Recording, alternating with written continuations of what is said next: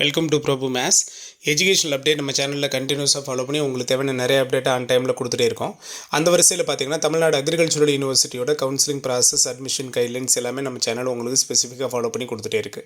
நிறைய பேர் கேட்குற கேள்வி என்ன அப்படின்னு பார்த்தீங்கன்னா, ஜென்ரல் கவுன்சிலிங் அதே மாதிரி இன் பர்சன் மோட் கவுன்சிலிங், சரிங்களா? இன் பர்சன்கிறது ஆஃப்லைன் மோட் கவுன்சிலிங், நேரடியாக டிஎன்ஏக்கு போய் அட்டன் பண்ணுறது. இந்த கேட்டகரியில் இருக்கிறவங்களுக்கு இந்த ஸ்லைடிங் ப்ராசஸ் எப்போ சார் நாங்கள் யூஸ் பண்ணுவோம் அப்படின்னு கேட்டிருந்தீங்க. இன்னும் இதை தாண்டி நிறைய டவுட்ஸ் கேட்டிருந்தீங்க. ஸோ அதுக்கான கிளாரிஃபிகேஷன் தான் இந்த வீடியோ. உங்களுக்கு தேவையான நிறைய விஷயங்கள் இதில் இருக்குது. வீடியோ ஃபுல்ஃபில்லாக ஸ்கிப் பண்ணாமல் பாருங்கள், சரியா? மறக்காமல் சேனலுக்கு சப்ஸ்கிரைப் பண்ணிக்கோங்க, ஓகேவா? ஸோ ஃபஸ்ட்டில் பார்த்தீங்கன்னா, ஆஃப்லைன் மோட் கவுன்சிலிங்கில் இருக்கிறவங்களுக்கு நேரடியாக டிஎன்ஏக்கு வர சொல்லுவாங்க. யார் யார் ஸ்பெஷல் ரிசர்வேஷன் யார் யார் கொடுத்துருக்கீங்களோ 7.5% ஒகேஷ்னல் ஸ்ட்ரீமை, எக்ஸ் சர்வீஸ் மேனோட குழந்தைங்க, ஸ்போர்ட்ஸ் பர்சனு, டிஃப்ரெண்ட்லி ஏபிள் பீப்புளை, சரியா? ஸோ இது மாதிரி கேட்டகரியில் இருக்கிற ஸ்டூடெண்ட்ஸ் எல்லாரையும் நேரடியாக டிஎன்ஏக்கு வர சொல்லி ஆஃப்லைன் மோடில் தான் கவுன்சிலிங்கு ப்ளஸ் சர்டிஃபிகேட் வெரிஃபிகேஷன் ரெண்டையுமே ஒன்றா முடிச்சு அனுப்பிடுவாங்க, சரிங்களா? அங்கே நீங்கள் போகிறப்போ உங்களுக்கான சீட் அலாட்மெண்ட் கிடைச்சிருது. சீட் அலாட்மெண்ட் நம்ம எடுத்துட்டோம் அப்படின்னா அந்த இடத்துல உங்ககிட்ட ஒரு ஷீட்டு கொடுத்து, சரியா, இப்போ எனக்கு கிடச்சிருக்கிற காலேஜ் நான் ஜாயின் பண்ணுறதுக்கு வில்லிங் தான், இல்லை நான் ஸ்லைடிங் கொடுக்குறேன் அப்படிங்கிறதுக்கான ஒரு பேப்பரில் உங்ககிட்ட ஆப்ஷன் எழுதி வாங்கிப்பாங்க, சரியா? ஸ்லைடிங்கை நீங்கள் அந்த இடத்துல தான் ஃபேஸ் பண்ணுவீங்க, ஓகேவா? ஸ்லைடிங்கிறது நமக்கு தெரியும், சரிங்களா? மேல் நோக்கி நகரும் முறை தான், அப்வேர்டு மூமெண்ட் மட்டும்தான், சரியா? இப்போ ஃபார் எக்ஸாம்பிளுக்கு நீங்கள் உங்களோட கேம்பஸ் ப்ரிஃபரன்ஸ், காலேஜ் ப்ரிஃபரன்ஸில் என்ன பண்ணுறீங்க, 1 to 10 கொடுத்துருக்கீங்கன்னா, இப்போ உங்களுக்கு 10th பிளேஸில் இருக்க காலேஜ் அலாட் ஆகிருந்தது அப்படின்னா, இல்லை சார் எனக்கு 10th பிளேஸ் வேணாம், எனக்கு 9th பிளேஸ் கிடைக்கிறதுக்கும் சான்ஸ் இருக்குது, நான் 9th பிளேஸ்லையோ 8th பிளேஸ்லையோ நான் கொடுத்துருக்கிற காலேஜ் எனக்கு வேணும், ஸோ அதுக்கான பாசிபிலிட்டி இருக்குது, ஸோ நான் ஸ்லைடிங் கொடுக்குறேன் அப்படின்னு கொடுத்துட்டு வரலாம், சரிங்களா? ஸோ ஸ்லைடிங் கொடுத்தவங்களுக்கு உங்களுக்கு கடைசி அந்த ஸ்லைடிங் ப்ராசஸ் எப்போ முடியுதோ அப்போ என்ன காலேஜ் உங்களுக்கு அலாட் ஆகிருக்கு, என்ன கோர்ஸ் அலாட் ஆகிருக்கோ அதுதான் உங்களுக்கு எலிஜிபிள். அதை முதல்ல தெளிவாக புரிஞ்சுக்கணும், சரிங்களா? So offline counselling, in person mode கவுன்சிலிங்க்கு நேரடியாக போகிறவங்க அங்கே நீங்கள் என்ன பண்ணுவீங்க, ஸ்லைடிங்கை ஃபேஸ் பண்ணுவீங்க. அதே மாதிரி ஆன்லைன் கவுன்சிலிங்கில் இருக்கிறவங்க, ஜென்ரல் கேட்டகரியில் இருக்கிற ஸ்டூடெண்ட்ஸ் எப்போ சார் நாங்கள் ஸ்லைடிங்கை ஃபேஸ் பண்ணுவோம் அப்படின்னு கேட்டிருந்தீங்க. உங்களுக்கு இப்போது ஆன்லைனில் கவுன்சிலிங் நடந்து முடிஞ்சிடும். கவுன்சிலிங் நடந்து முடிஞ்சதுக்கப்புறமா உங்களுக்கு சீட் அலாட்மெண்ட் வரும். உங்களுக்கு இந்த காலேஜ் அலாட் ஆகிருக்கு அப்படின்னு சீட் அலாட்மெண்ட் வரும்.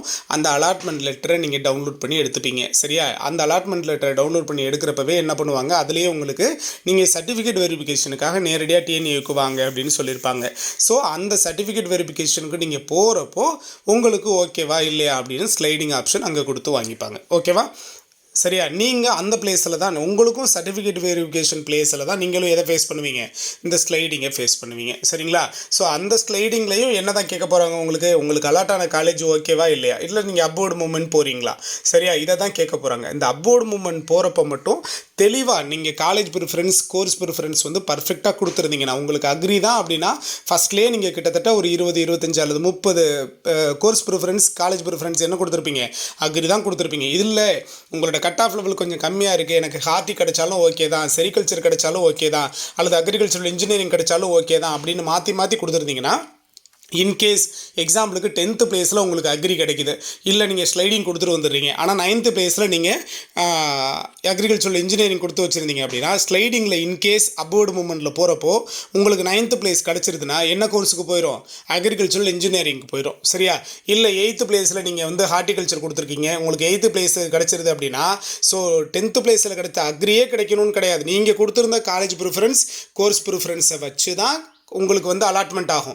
ஸோ இப்போது 8th பிளேஸ் மறுபடியும் நீங்கள் ஸ்லைடிங்கில் எடுக்கிறீங்கன்னா, ஸ்லைடிங்கில் உங்களுக்கு 8th பிளேஸில் நீங்கள் ஹார்ட்டி கொடுத்துருந்தீங்கன்னா ஹார்டிகல்ச்சர் தான் கிடைக்கும், சரியா? இல்லை சார் நான் மறுபடியும் எனக்கு ஃபஸ்ட்டில் அலாட்டான காலேஜுக்கே நான் போய் ஜாயின் பண்ணிக்கலாமா அப்படின்னு கேட்டிங்கன்னா கண்டிப்பாக அது முடியாது.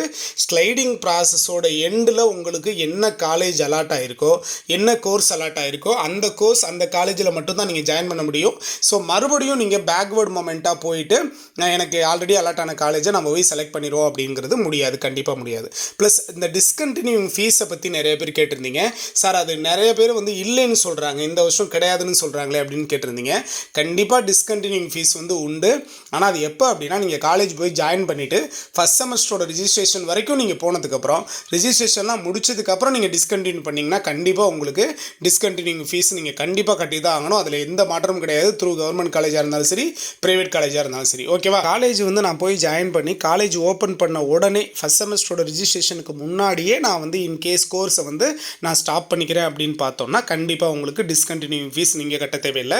ஏன்னா ஃபஸ்ட் செமஸ்டருக்கு முன்னாடியே ஃபஸ்ட் செமஸ்டர் ரிஜிஸ்ட்ரேஷனுக்கு முன்னாடியே நீங்கள் என்ன பண்ணுறீங்க, டிஸ்கண்டினியூ பண்ணுறீங்க. அதனால் ப்ராப்ளம் இல்லை. அந்த நேரத்தில் உங்களுக்கு நீங்கள் கட்டின அட்மிஷன் ஃபீஸ் கூட ரீஃபண்டபிள் தான். ஓகேவா? இல்லை அப்படின்னா உங்களுக்கு காஷன் மணி டெபாசிட்னு சொல்லி ஒரு 4500 ருபீஸ் கிட்ட கட்டுவீங்க. அதை மட்டும்தான் உங்களுக்கு ஆஃப்டர் ஃபஸ்ட் செமஸ்டர் ரிஜிஸ்ட்ரேஷனுக்கு அப்புறம் நீங்கள் டிஸ்கண்டினியூ பண்ணிட்டா உங்களுக்கு அந்த 4500 அந்த ரேஞ்சில் உள்ள காசு மட்டும் தான் திரும்ப கொடுப்பாங்க. அட்மிஷன் ஃபீஸ் முதற்கொண்டு அது உங்களுக்கு ரிட்டர்ன் பண்ண மாட்டாங்க. சரிங்களா?